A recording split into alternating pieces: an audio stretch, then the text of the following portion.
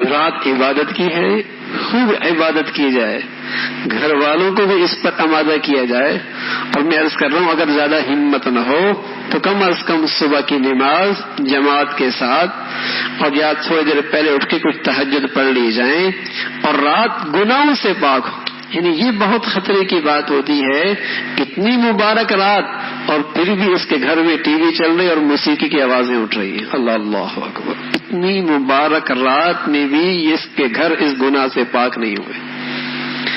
اما عائشہ رضی اللہ تعالیٰ عنہ تو بس اوقات گھنٹی کی آواز آتی تو کان بند کر لیا کرتے تھے۔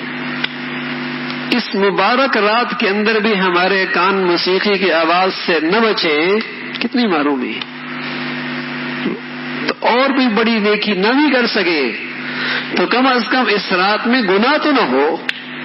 رب کی بخشش کے فیصلے اور میں گناہوں میں لگا، رب کی بخشش کے فیصلے اور میں غفلت میں پڑا ہوا، یہ بڑی محرومی کی بات ہے۔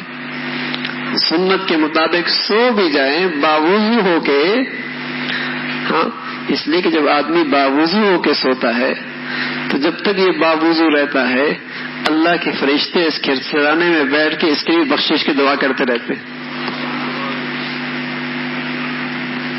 بخشش کی دعا کرتے رہتے ہیں۔ تو زیادہ نہ بھی بیٹھ سکے، نہ کھڑے ہو سکے، نہ تلاوت کر سکے تو سنت کے مطابق سو ہی جائے۔